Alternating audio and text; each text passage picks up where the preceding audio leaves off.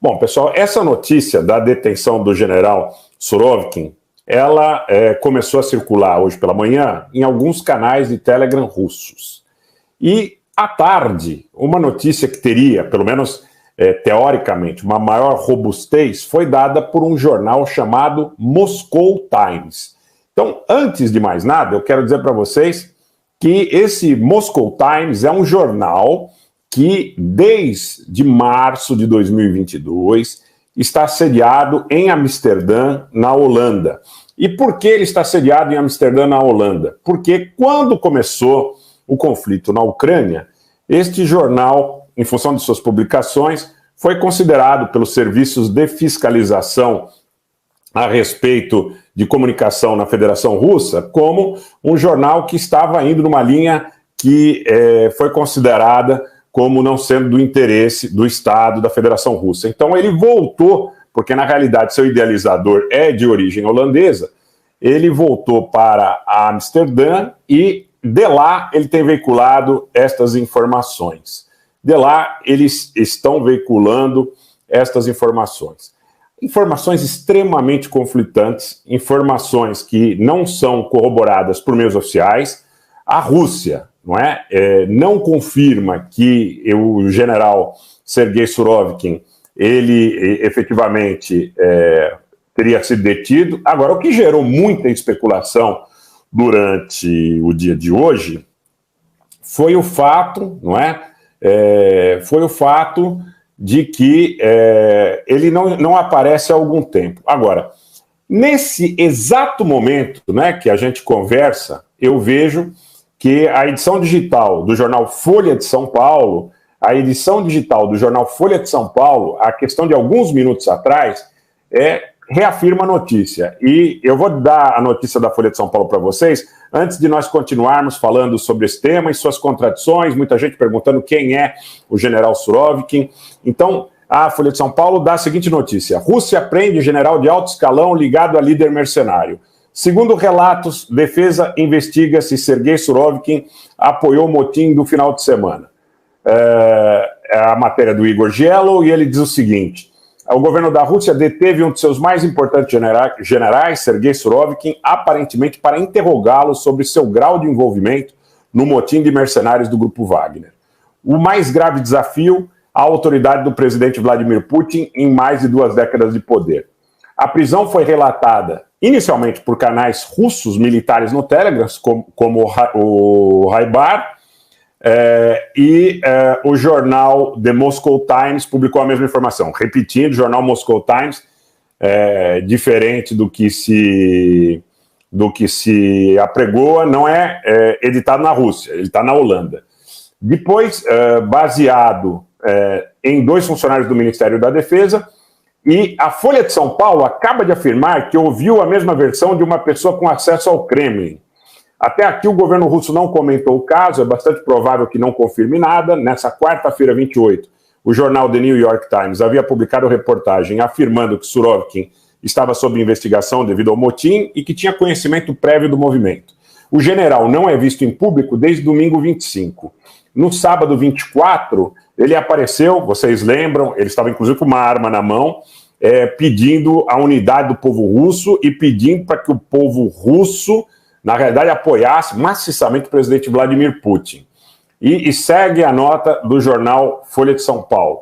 O Kremlin negou peremptoriamente a informação com seu porta-voz, Peskov, dizendo que apenas é uma situação de fofoca e intriga, tá?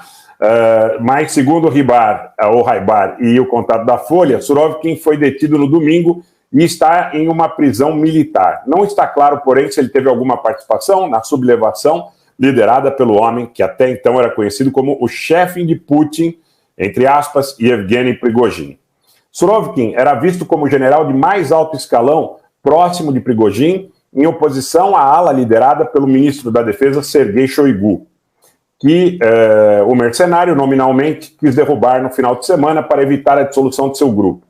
Ao menos essa era a versão da história dada por Prigozhin, que negou trabalhar contra Putin, de cujo governo recebeu quase, segundo a Folha de São Paulo, 10 bilhões de reais. Metade para atuar na Ucrânia, metade para serviços de alimentação do governo que lhe garantiram o apelido. E segue a nota da Folha. Segundo blogueiros russos, desde 2007, Surovikin e outros 30 generais eram membros honorários do Grupo Wagner. Se a ligação dos aliados no motim for confirmada, é um dado dramático da crise que começou na sexta 23, quando Prigozhin divulgou mensagens criticando a condução da guerra na Ucrânia e moveu suas forças para tomar a estratégica cidade de Rostov-on-Don, para no dia seguinte enviar uma coluna armada em direção a Moscou. Não havia até aqui nenhum indício de envolvimento das Forças Armadas no que Putin chamou de uma iminente guerra civil, mas chamou a atenção, desde o começo, a facilidade com que Prigozhin tomou assento no quartel-general em Rostov e o fato de que a Força Aérea pareceu lutar em número reduzido e sozinha contra o que seria essa sublevação em direção à capital.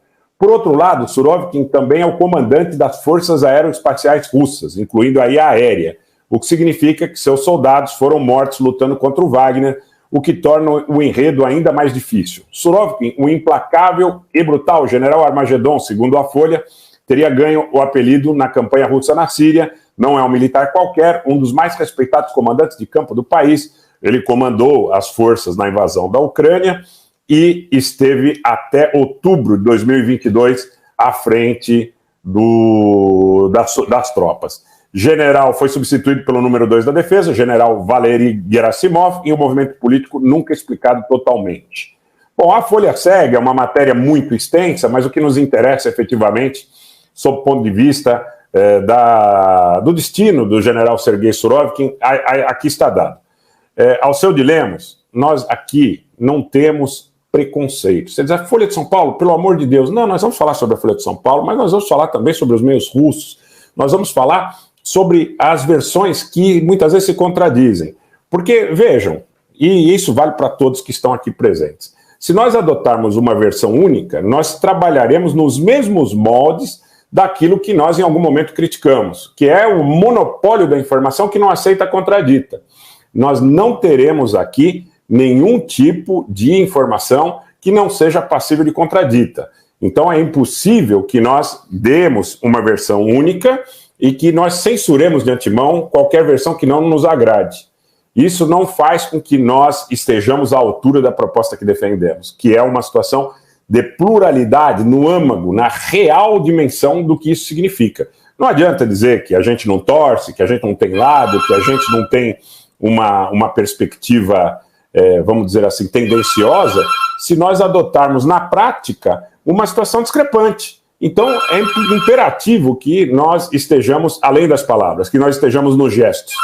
O jornal Folha de São Paulo confirma a prisão do Surovikin, segundo fontes que atribui ao Kremlin, mas eu quero dizer aos senhores que não estou, na realidade, adotando para vocês aqui a tese de que essa é uma notícia que eu efetivamente chancele peremptoriamente.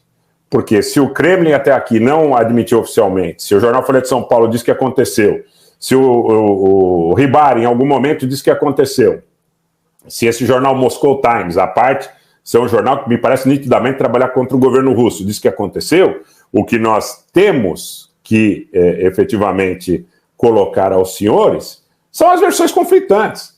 Porque as versões conflitantes, elas nos darão a possibilidade de ter uma ideia concreta da situação que está acontecendo.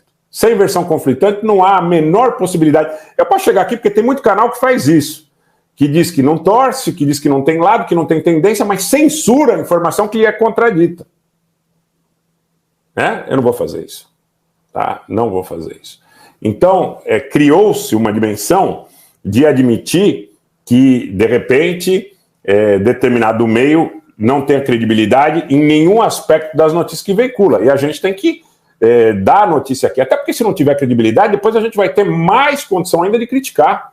E dizer, olha, essa notícia que foi dada estava completamente equivocada. Mas os fatos se colocarão para que nós possamos afirmar as coisas com mais clareza.